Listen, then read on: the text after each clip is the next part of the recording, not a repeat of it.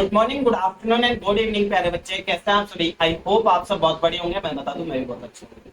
दोस्तों, आज का जो हमारा सब्जेक्ट होने वाला है, हम डायरेक्ट टैक्सेशन पढ़ने वाले हैं। और डायरेक्ट टैक्सेशन का एक चैप्टर आपका इनकम फ्रॉम हाउस प्रॉपर्टी। बच्चों, जैसा कि आप सभी को पता है कि आपके जो इनकम टैक्स है, इनकम टैक्स में आपके इनकम के टोटल 5 हेड्स होता है। हेड नंबर 1 होता है आपका सैलरी। हेड नंबर 2 होता है आपका income from house property. Head number 3 होता है आपका business and profession. Head number 4 होता है आपका कैपिटल गेन। और हेड नंबर 5 होता है आपका income from other sources. Clear है क्या? इन पांचों हेड में से एक हेड आज हम डिस्कस करने वाले हैं, हेड नंबर 2। और हेड नंबर 2 का बच्चों आपके नाम है इनकम फ्रॉम हाउस प्रॉपर्टी। आज की क्लास में हम डिस्कस करेंगे किस तरह हमारी इनकम फ्रॉम हाउस प्रॉपर्टी में कब टैक्सेबल होती है। क्लियर है क्या? जैसा कि बच्चा आप सभी को पता है कि आपकी जो रेंटल इनकम होती है, रेंटल इनकम आपके हाउस प्रॉपर्टी में टैक्सेबल होती है।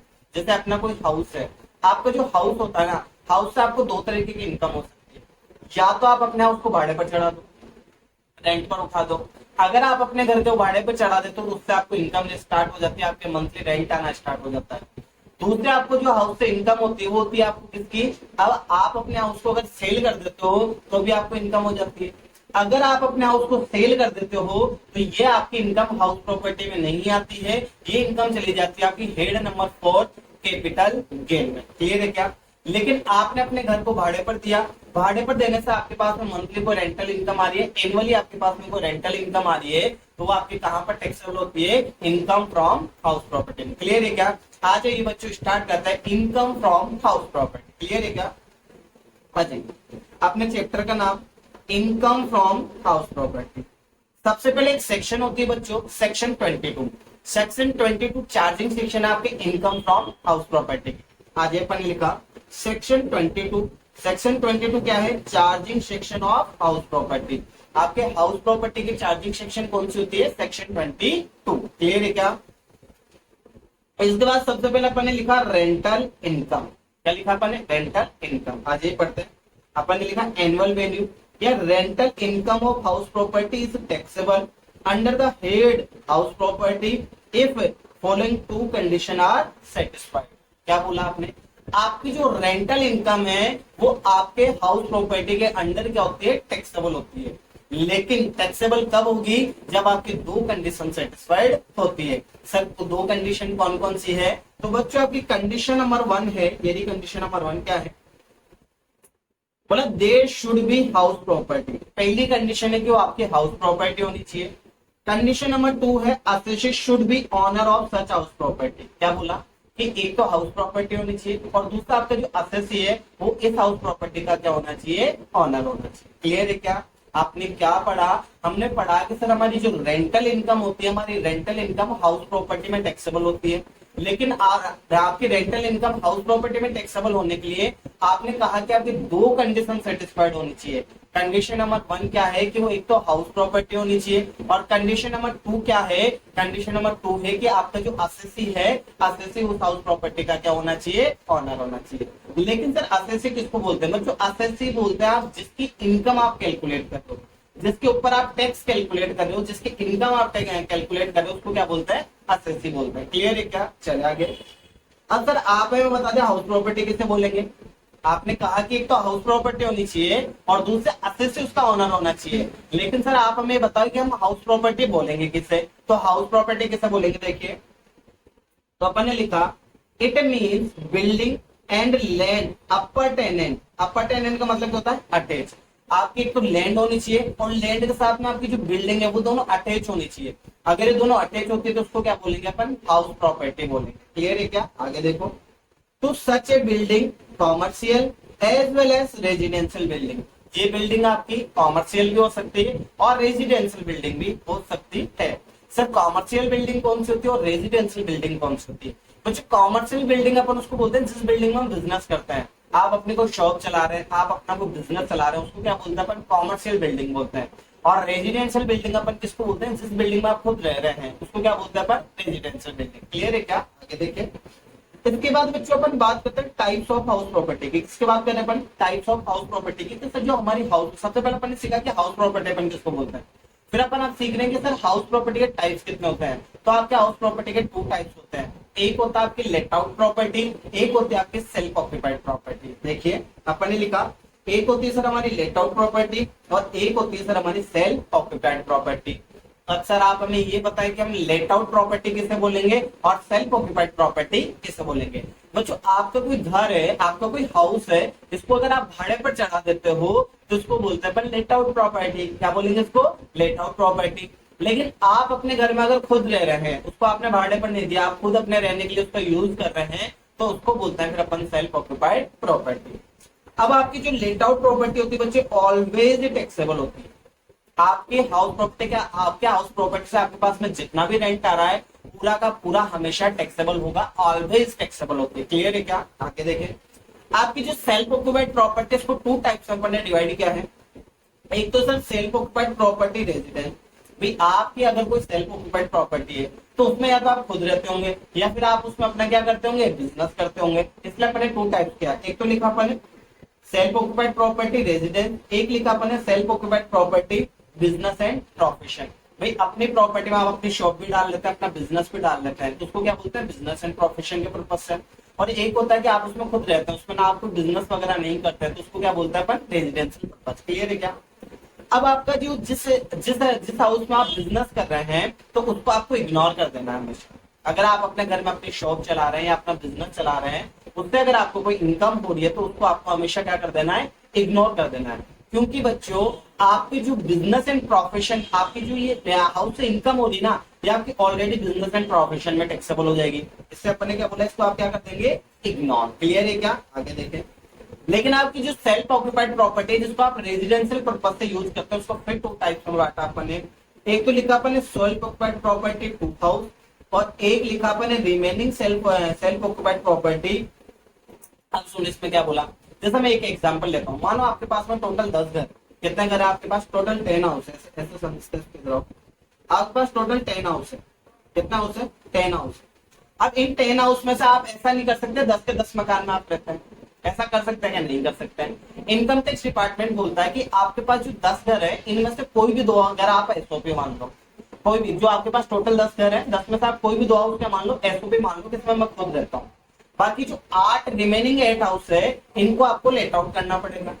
आप इनको लेट आउट करोगे और रेंट की जो इनकम होगी वो आपके लिए टैक्सेबल हो जाएगी। लेकिन अपन ऐसा करते हैं कि सर हमारे पास 10 मकान से 2 में हम रह रहे हैं और बाकी 8 के 8 खाली पड़े हैं, तो सर क्या होगा, तो इनकम टैक्स डिपार्टमेंट बोलता है कि आप मकान को खाली नहीं रख सकते। अगर आपने पूरे साल अपने घर को खाली रखा तो इन हाउस की इनकम हम मन से मान लेंगे। हम मन से मान लेंगे कि आपने इसको लेट आउट किया और आपके पास में रेंट की इनकम आई है, और उसको अपन क्या कर देंगे, टैक्सेबल कर देंगे। और इसको जो मन से ये लोग मान रहे हैं उसको बोलते हैं deem to let out property. क्या बोलते हैं उसको? Deem to let out property. Clear है? इससे अपन ने लिखा self occupied property two house, है ना, self occupied property two house. एक मिनट इसको हटा देता हूं। अपन ने लिखा self occupied property two house और रिमेनिंग सेल्फ ऑक्यूपाइड प्रॉपर्टी को क्या माना जाएगा, deem to let out property. क्या माना जाएगा? Deem to let out property मानकर इस पे क्या कर देंगे, इसको टैक्सेबल कर दिया जाएगा। क्लियर है क्या? आगे चलें। अब आपको बच्चों में एक फॉर्मेट सिखा रहा हूं, ये फॉर्मेट आप सभी को ध्यान में रखना है। इसी फॉर्मेट पर आगे आने वाले सारे क्वेश्चन इसी फॉर्मेट पर डिपेंड है। ये फॉर्मेट बहुत इजी फॉर्मेट है, आप सभी को ही पढ़ना और मेरे साथ साथ आप इसको लिख सकते हैं। जैसा आपको नोट्स में जो फोटो दिखते हैं आप इससे अपनी कॉपी में नोट डाउन कर सकते हैं। ये फॉर्मेट अगर आपको याद हो जाता है या आपको लर्न हो जाता है ये फॉर्मेट, वैसे मैं आपको याद करवा दूंगा इसको धीरे धीरे करके, लेकिन आप कोशिश करें कि फर्स्ट टाइम में फॉर्मेट आपको याद हो जाए। अगर ये फॉर्मेट आपको याद हो गया तो आगे आने वाले सारे क्वेश्चन आपसे सॉल्व हो जाएंगे। ठीक है? फॉर्मेट देखिए, फॉर्मेट कैसे बनाते हैं। सबसे पहले ऊपर लिखेंगे अपन नेम ऑफ असेसी, फिर लिखेंगे फॉर द असेसमेंट ईयर 23-24 अभी के लिए, और प्रीवियस ईयर हो जाएगा हमारा 22-23। क्लियर है क्या? फिर अपन ने लिखा computation of income from house property. क्या कंप्यूट कर रहे हैं अपन? Income from house property. इसमें अपन ने लिखा computation of income from house property. Clear है क्या? आ जाइए इधर बच्चों, अपन ने लिखा पर्टिकुलर, यहाँ लिखेंगे अपन एसओपी। एसओपी बोले तो सेल्फ ऑक्यूपाइड, आपकी जो सेल्फ ऑक्यूपाइड प्रॉपर्टी होती है उसको शॉर्ट में क्या बोला जाता है, एसओपी। क्लियर है क्या? इधर लिखा अपन एलओपी। एलओपी का मतलब होता है लेट आउट प्रॉपर्टी। एक होता है डीएलओपी। डीएलओपी का मतलब होता है deem to let out property. Clear है क्या? हाँ जी, फॉर्मेट बड़े ध्यान से समझना। मैंने लिखा फेयर रेंट और म्युनिसिपल रेंट। क्या लिखा, फेयर रेंट और म्युनिसिपल वैल्यू। सबसे पहले आपको फेयर रेंट लेना है और उसको म्युनिसिपल वैल्यू से कंपेयर करना है। इन दोनों में से जो भी हायर होगा उसको सिलेक्ट कर लेना है। जैसे कि एग्जांपल ये देखो, जैसे आपका जो फेयर रेंट है वो मान लेता है 10,000 है, आपकी जो म्युनिसिपल वैल्यू है वो 12,000 है। तो आप मुझे बताएं इन दोनों में से हायर कौन है, 10,000 और 12,000 दोनों में से हायर कौन है? सर 12,000। कौन हायर है? 12,000। यही तो बोला आपने कि सर सबसे पहले फेयर रेंट ले लो और म्युनिसिपल वैल्यू ले लो, इन दोनों में से जो भी हायर होगा उसको सिलेक्ट कर लिया जाएगा। क्लियर है क्या? आगे चले। फिर आपने जो हायर सिलेक्ट किया है उसको कंपेयर करना आपको स्टैंडर्ड रेंट से। किससे कंपेयर करोगे? स्टैंडर्ड रेंट से। और इन दोनों में से क्या सिलेक्ट कर लेना आपको? लोअर सिलेक्ट करना है। इससे लोअर को इफेक्टिव रेंट या एक्सपेक्टेड रेंट भी बोला जाता है। अब देखिए यहाँ पर आपका है 12,000, इसे मान लो स्टैंडर्ड रेंट है आपका 8,000। कितना स्टैंडर्ड रेंट? 8,000। इन दोनों में से आपको क्या सिलेक्ट करना है? लोअर सिलेक्ट करना है। आप मुझे बताओ 12,000 और 8,000 में से दोनों से लोअर कौन है? लोअर है हमारा 8,000। कौन है लोअर? 8,000। क्लियर है क्या? आगे चले। फिर जो आपका लोअर आया है इस लोअर को आपको कंपेयर करना है नेट एआरआर से। किससे कंपेयर करना है? Net ARR. नेट एआरआर का मतलब होता है एक्चुअल रेंट रिसीव। एआरआर का मतलब क्या होगा? Actual rent receive. Sir net ARR अगर हमें कैलकुलेट करना पड़े तो हम कैसे करेंगे? तो आपको सबसे पहले ले लेना है 12 मंथ रेंट, उसमें से आपको लेस कर देना है सेल्फ ऑक्यूपाइड और उसमें से आपको लेस कर देना है अनरियलाइज्ड रेंट। तो आपके पास निकल कर आ जाएगा नेट एआरआर। क्लियर है क्या? फिर आपका ये जो लोअर आया था, ये आपका जो लोअर आया था इसको कंपेयर करना आपको नेट एआरआर से और इन दोनों में से आपको सिलेक्ट करना है यहाँ पर हायर। क्या सिलेक्ट करोगे? इन दोनों में से हायर। क्लियर है क्या? चले आगे। उसके बाद ये आपके पास जो हायर आया ना, हायर में से अपन लेस कर देंगे रेंट ऑफ वैकेंसी पीरियड। और रेंट ऑफ वैकेंसी पीरियड का मतलब होता है बच्चों आपका घर कितने दिन खाली रहा है ना। उसके बाद अगर हायर में से आप rent of vacancy period less कर देते हो तो आपके पास में आ जाएगी ग्रॉस एनुअल वैल्यू। क्या आ जाएगी आपके पास में? Gross annual value. इस ग्रॉस एनुअल वैल्यू में से आपको लेस कर देना म्युनिसिपल टैक्स या लोकल टैक्स। तो आपके पास में आ जाएगी नेट एनुअल वैल्यू। क्लियर है क्या? नेट एनुअल वैल्यू में से आपको डिडक्शन लेस कर देनी है। दो डिडक्शन यहाँ पर मिलने वाली है। सबसे पहले अंडर सेक्शन 24A जिसका नाम है आपका स्टैंडर्ड डिडक्शन, ये बच्चों फिक्स होती है 30% ऑफ नेट एनुअल वैल्यू। फिर आपको लेस कर देनी है अंडर सेक्शन 24B जो कि इंटरेस्ट ऑन लोन की डिडक्शन होती है। क्लियर है क्या? तो अपन ने लिखा अंडर सेक्शन 24A इसका नाम क्या है आपका? स्टैंडर्ड डिडक्शन, फिक्स होती है 30% ऑफ नेट एनुअल वैल्यू। फिर लिखा अंडर सेक्शन 24B जिसका नाम है आपका इंटरेस्ट ऑन लोन। अगर नेट एनुअल वैल्यू में से आप डिडक्शन लेस कर देते हो तो आपके पास में निकल कर आएगा इनकम फ्रॉम हाउस प्रॉपर्टी। क्या निकल कर आएगा आपके पास में? Income from house property. Clear हो रहा है क्या? यहाँ तक ये फॉर्मेट आपको लर्न हो जाएगा। एक बार आप कोशिश करना, इसको नोट डाउन करना तो आपको याद हो जाएगा। क्लियर है क्या? अब मैं एक एक चीज क्लियर में समझाता हूँ। देखो सबसे पहले आपने यहाँ लिखा था म्युनिसिपल वैल्यू। अब मैं पढ़ा रहा हूँ आपको कि सर म्युनिसिपल वैल्यू किसे बोलेंगे। क्लियर है क्या? जिस तरह म्युनिसिपल वैल्यू बोलेंगे किसे, तो फोकस करें। अपन ने लिखा it means value of property as per municipality record. आपकी प्रॉपर्टी के वैल्यू म्युनिसिपल रिकॉर्ड के अकॉर्डिंग आपकी प्रॉपर्टी की वैल्यू कितनी है उसको बोलते हैं अपन म्युनिसिपल वैल्यू। क्लियर है क्या? एक आपने लिखा था बच्चों फेयर रेंट, इन दोनों में से तो सिलेक्ट कर देते हैं। तो सर आप हमें बताइए हम फेयर रेंट किसे बोलेंगे? तो अपन ने लिखा it means rent of similar property. जैसे आपकी प्रॉपर्टी सेम वैसी प्रॉपर्टी, तो आपने लिखा it means rent of similar property in the same locality. It is known as reasonable rent, reasonable rent या रीजनेबल लेटिंग वैल्यू। क्या बोला कि आपकी जो प्रॉपर्टी है सेम ऐसी प्रॉपर्टी अपन देख लेंगे, सेम लोकेलिटी की प्रॉपर्टी देख लेंगे। जितना उस लोकेलिटी का रेंट बनता है उतना ही आपका रेंट होगा, उसको क्या बोला जाता है? फेयर रेंट बोला जाता है। क्लियर है क्या? चले आगे। उसके बाद बच्चों अपन ने लिखा स्टैंडर्ड रेंट। स्टैंडर्ड रेंट को कंपेयर किया था ना हायर में से, तो सर स्टैंडर्ड रेंट किसे बोलते हैं? तो देखिए अपन ने लिखा it means rent as per rent control act. इसका मतलब क्या होता है? It means as per rent control act. बच्चों एक रेंट कंट्रोल एक्ट बना हुआ है। इस रेंट कंट्रोल एक्ट में जितना आपका रेंट बनता है ना उससे ज्यादा आप किसी टेनेंट से रेंट रिसीव नहीं कर सकते, रेंट रिसीव नहीं कर सकते। एक रेंट कंट्रोल एक्ट बना हुआ है। ऐसा नहीं आपकी जितनी मर्जी हो आप रेंट रिसीव कर रहे हैं। आपकी यहाँ की जो लोकेलिटी है उसका रेंट बनता है 5,000 आपकी प्रॉपर्टी का, और आप किसी टेनेंट से रिसीव कर रहे हो 10,000, ऐसा नहीं चलेगा। इन्होंने हमने एक रेंट कंट्रोल एक्ट बना रखा है, उसके अकॉर्डिंग आप किसी टेनेंट से जो है रेंट रिसीव कर सकते हो। तो आपने लिखा it mean rent as per rent control act it is the maximum amount of rent. जितना रेंट कंट्रोल एक्ट में लिखा है ये मैक्सिमम अमाउंट होता है रेंट का, है ना। They can be legally recovered by the owner from the tenant. Legally एक ऑनर अपने टेनेंट से ज्यादा जो है रेंट रिसीव नहीं कर सकता है। क्लियर है क्या? उसको क्या बोला जाता है? Standard rent. क्लियर है क्या? आगे चले। फिर अपन ने लिखा बच्चों एक्चुअल रेंट के साथ। एक्चुअल रेंट कैसे बोलेंगे? एक्चुअल रेंट कैसे बोलेंगे देखना। सबसे पहले जितना रेंट रिसीव्ड हुआ है वो ले लो, रेंट रिसीवेबल जितना है वो ले लो, इसमें से आपको लेस कर देना अनरियलाइज्ड रेंट, तो आपके पास निकल कर आ जाएगा एक्चुअल रेंट। क्लियर है क्या? आगे चले। फिर अपन ने लिखा बच्चों म्युनिसिपल टैक्स या local tax. Sir municipal tax किसको बोलते हैं, लोकल टैक्स किसको बोलते हैं? तो देखिए अपन लिखा it means tax which is recovered by municipality या लोकल अथॉरिटी। जो आपकी म्युनिसिपलिटी है, जो आपकी लोकल अथॉरिटी है, जो आपसे टैक्स रिकवर करती है, उसको क्या बोला जाता है? म्युनिसिपल टैक्स बोला जाएगा।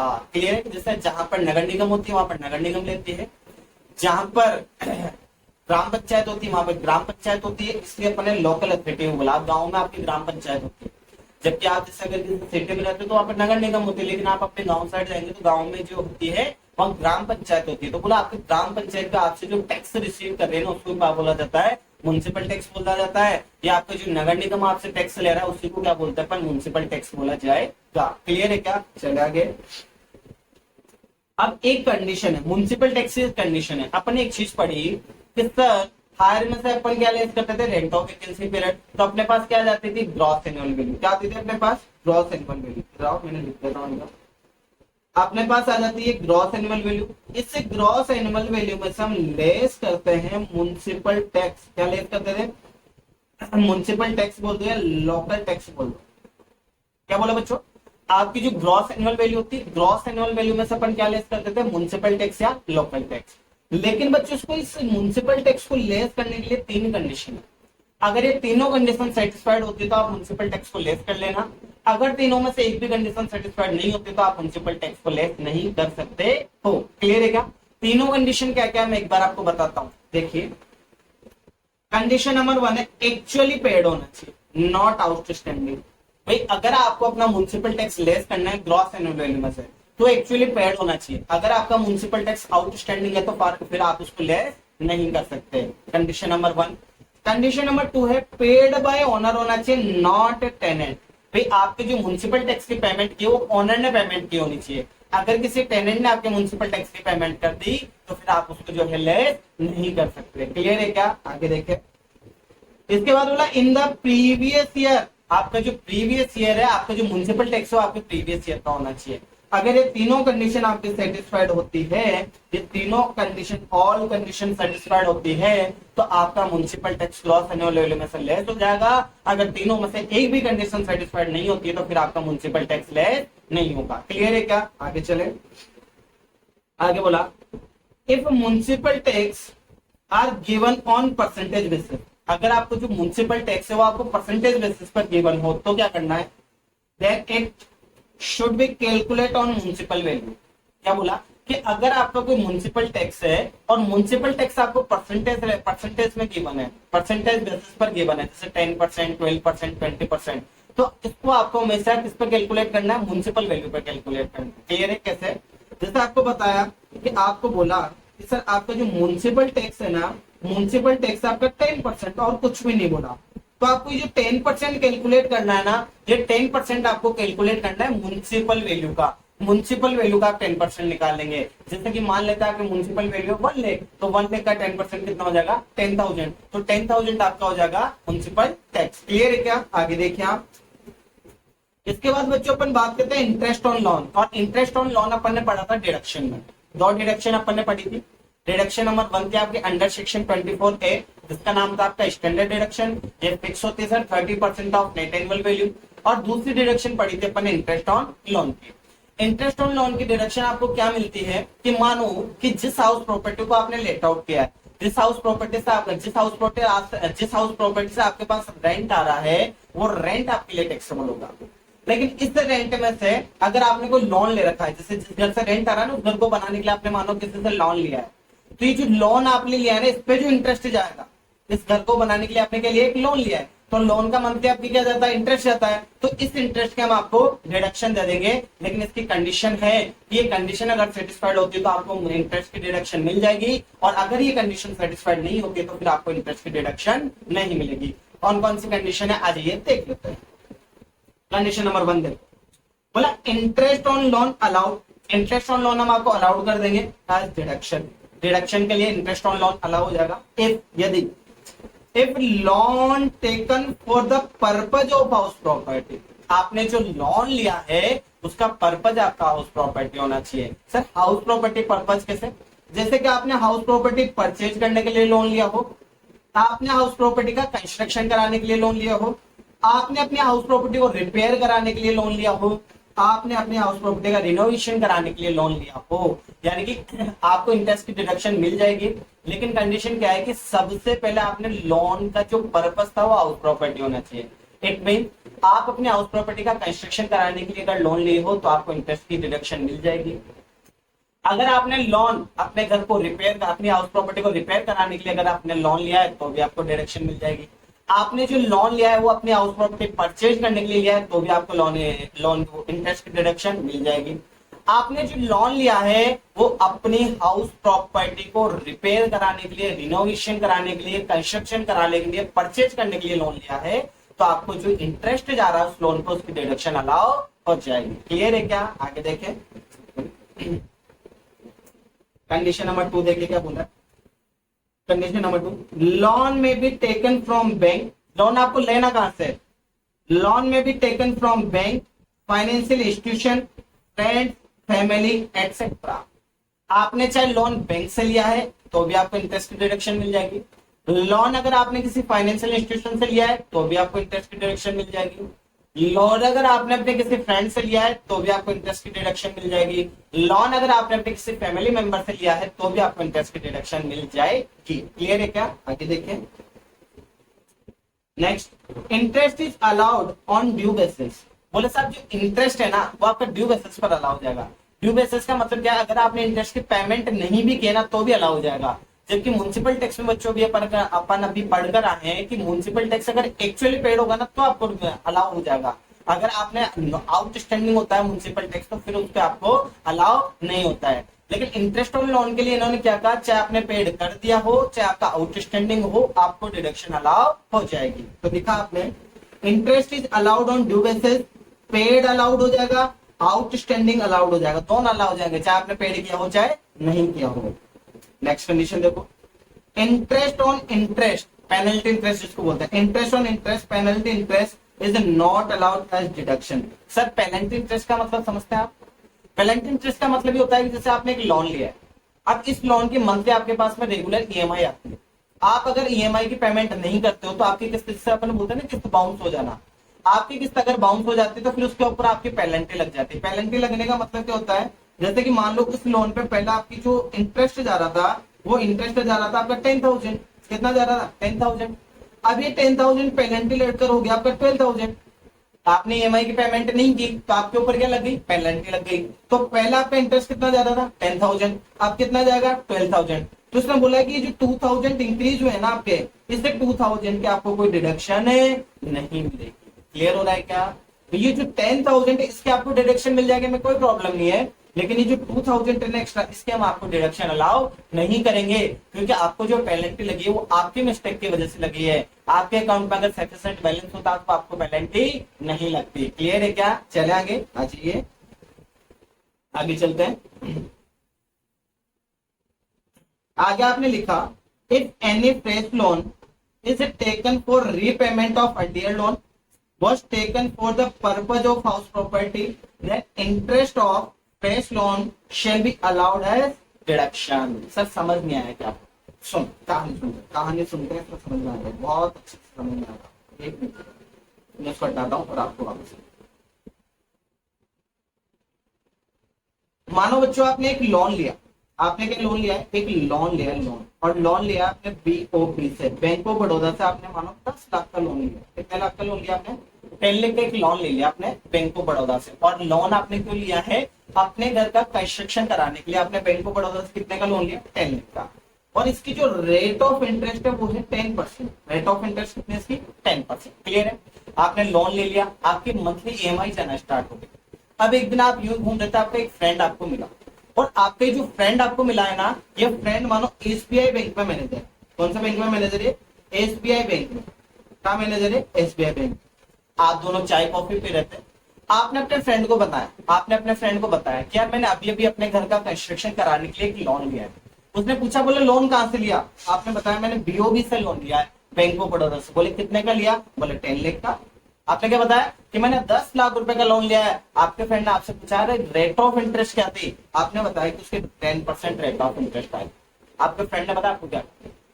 आपके फ्रेंड ने आपसे कहा, बोले यार तेरा भाई, तेरा अपना फ्रेंड एसबीआई बैंक में मैनेजर है, एसबीआई बैंक से अगर तू लोन लेता तो तेरी रेट ऑफ इंटरेस्ट तो केवल 7% की आती।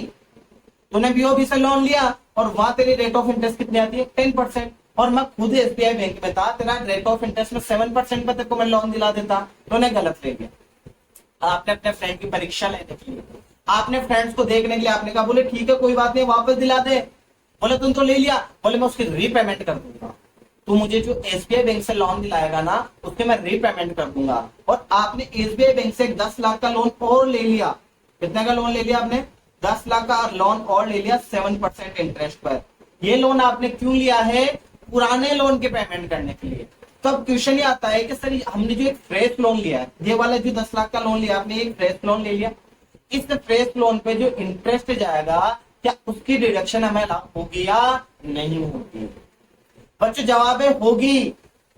क्योंकि सर आपने तो पढ़ा है कि आप जो लोन ले रहे हो उसका पर्पज हाउस प्रॉपर्टी होना चाहिए, कंस्ट्रक्शन के लिए होना चाहिए, है ना? हाउस प्रॉपर्टी परचेज करने के लिए आप लोन ले सकते हो, हाउस प्रॉपर्टी रिपेयर कराने के लिए आप लोन ले सकते हो, है ना? हाउस प्रॉपर्टी का रिनोवेशन कराने के लिए आप लोन से ले सकते हो। लेकिन सर आपने जो लोन लिया है पुराने लोन की पेमेंट करने के लिए लिया है, तो क्या आपको डिडक्शन मिलेगी या नहीं मिलेगी? जवाब है मिलेगी। क्योंकि आपका जो पुराना लोन चल रहा था उसका पर्पस तो हाउस प्रॉपर्टी था, वो लोन तो आपने कंस्ट्रक्शन के लिए लिया था, और उसी लोन की पेमेंट करने के लिए आपने फ्रेश लोन लिया है। तो इस फ्रेश लोन पे जो आपका इंटरेस्ट जा रहा है, इसकी डिडक्शन भी आपको अलाउ हो जाएगी। आज ये अब मैं आपको ये चीज पढ़ाता हूं, आपको क्लियर होगा ये चीज। अब मैं आपकी क्लियर करता हूं, क्लियर हो जाएगा। देखिए क्या लिखा आपने, if any fresh loan is taken for repayment of earlier loan. अगर आप कोई फ्रेश लोन लेते हो रीपेमेंट करने के लिए, किसकी? अर्लियर लोन के लिए पेमेंट करने के लिए आप कोई फ्रेश लोन लेते हो, was taken for the purpose of house property, then interest of fresh loan shall be allowed as deduction। बोले आपकी जो फ्रेश लोन पे जो इंटरेस्ट जा रहा है उसकी भी आपको यहाँ पे डिडक्शन अलाउ हो जाएगी। क्लियर है क्या? चले आगे। नेक्स्ट आपने लिखा, इफ एनी इंटरेस्ट पेड और payable outside India not be allowed as deduction if TDS not deduct as such interest। क्या बोला सर? इधर सुनो। आपका एक फ्रेंड था और वो फ्रेंड आपका रहता है यूएसए। क्या रहता है वो? यूएसए। आपने अपने यूएसए वाले फ्रेंड से एक लोन ले लिया।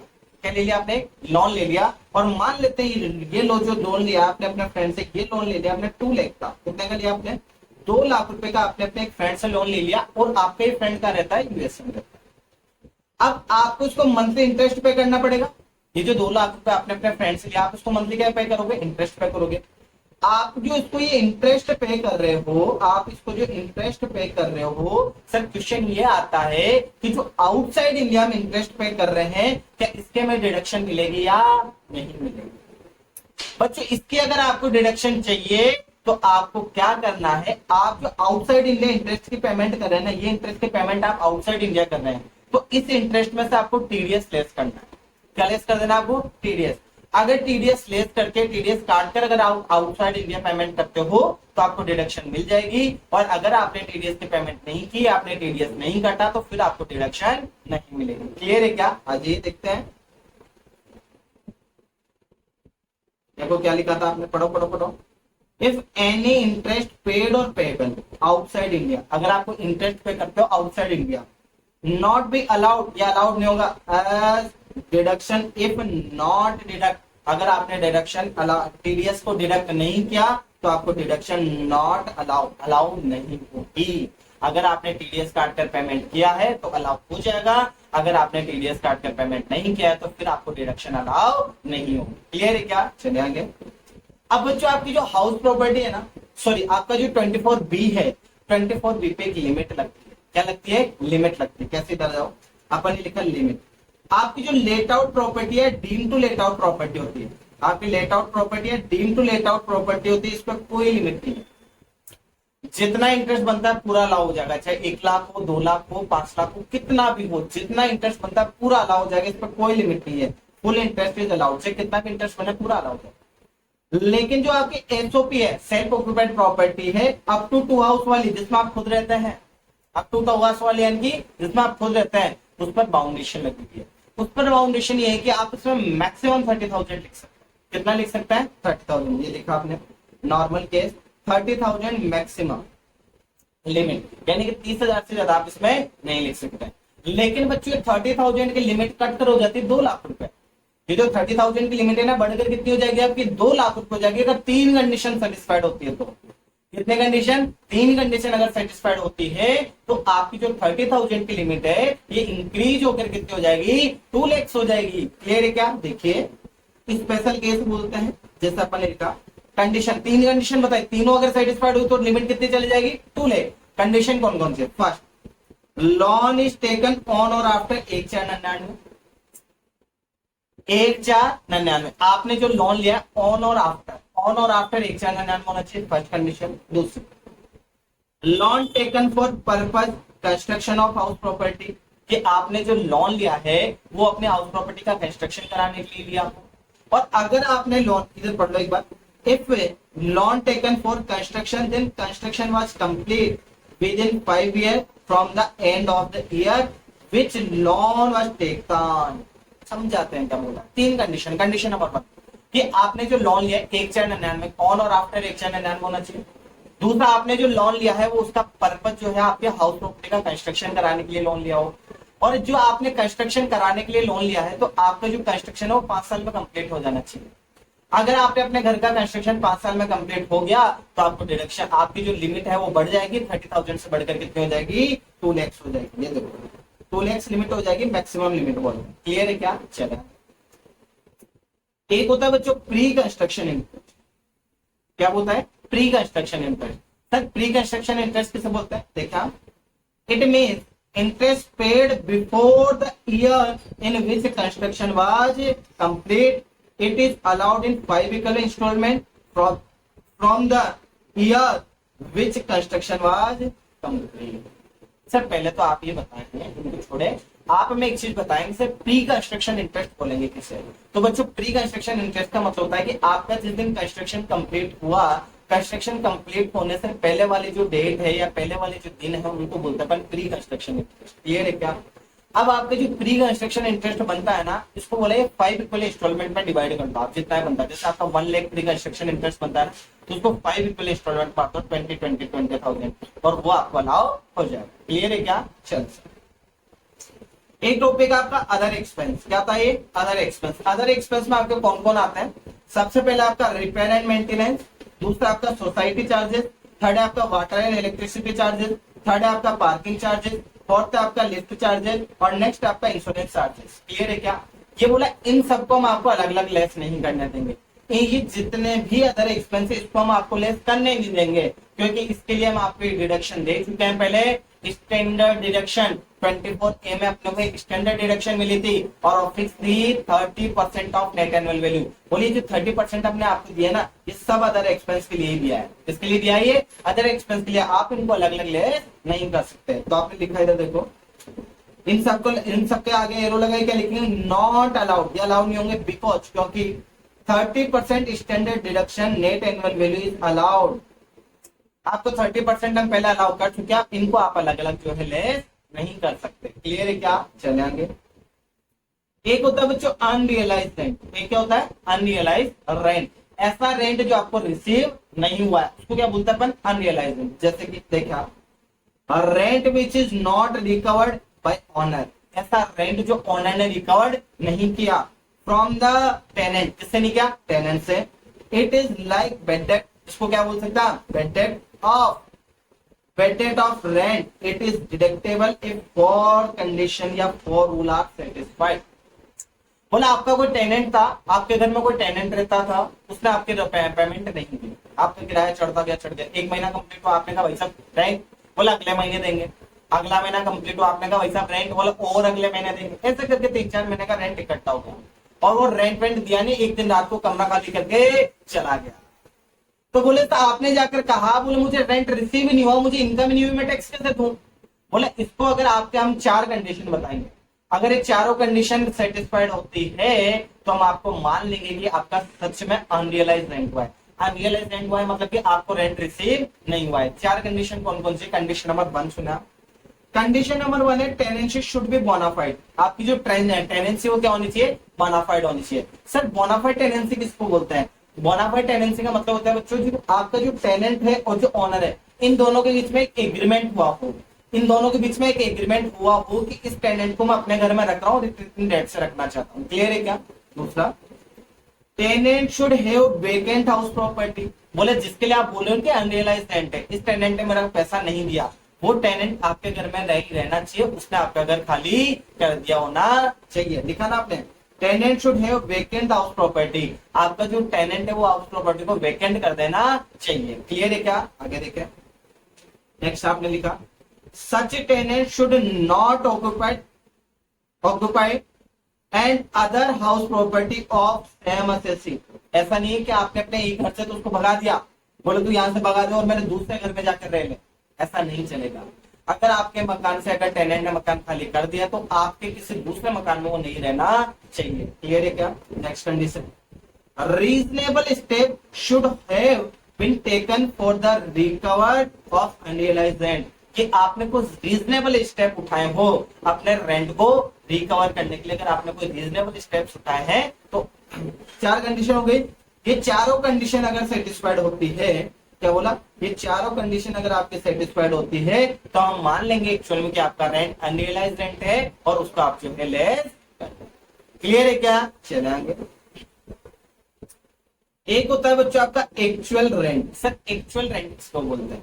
एक्चुअल रेंट किसे बोलेंगे? सबसे पहले रेंट रिसीवेबल ले लो, रेंट रिसीवेबल ले लो और इसमें से लेस कर दो आप अनरियलाइज्ड रेंट, तो इसको क्या बोला जाएगा? एक्चुअल रेंट बोला जाएगा। क्लियर हो रहा है क्या बच्चों? आज की क्लास में अपन ने ये कंप्लीट नोट डिस्कस किए हैं, ये आपके कंप्लीट नोट्स हैं जो आज की क्लास में अपन ने डिस्कस किए हैं इनकम फ्रॉम हाउस प्रॉपर्टी। आपको क्या करना है? इन नोट्स को एक बार रिकॉल करना। रिकॉल मतलब कि नॉर्मली आपको देखना है और अगर आपको कोई प्रॉब्लम आती है तो आप मुझे कमेंट कर सकते हैं, मैं आपकी प्रॉब्लम सोल्व करने की कोशिश करूंगा। क्लियर है क्या? क्लास बच्चों आपकी यही कंप्लीट होती है। नेक्स्ट क्लास जो आपकी आने वाली है, नेक्स्ट क्लास में इस चैप्टर के अपन क्वेश्चन सोल्व करना स्टार्ट करेंगे। आपके कई सारे क्वेश्चन आपको सोल्व कराए जाएंगे और ये जो क्वेश्चन का लेवल होगा वो सीए और सीए में इंटर लेवल पर होगा। क्वेश्चन का लेवल बहुत अच्छा होने वाला है। 0 से लेकर एडवांस तक जाएंगे, बेसिक से लेकर एडवांस तक जाएंगे, धीरे धीरे धीरे धीरे हद पार कर जाए।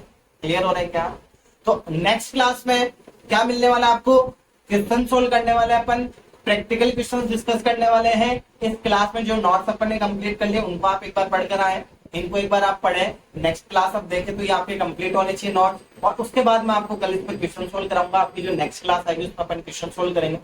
इसके बाद अपन क्या करेंगे? अपना पढ़ने का तरीका क्या रहेगा? इसके बाद में फिर अपन एक टॉपिक पढ़ेंगे और टॉपिक के साथ क्वेश्चन सोल्व कर देंगे, फिर एक टॉपिक पढ़ेंगे, फिर एक क्वेश्चन सोल्व कर देंगे, फिर टॉपिक पढ़ेंगे और फिर क्वेश्चन सोल्व कर देंगे। ऐसा करके आपका चैप्टर कंप्लीट किया जाएगा और आपके जो लेक्चर शूट हो रहे हैं ये आपको यूट्यूब पर फ्री ऑफ कॉस्ट मिलेंगे।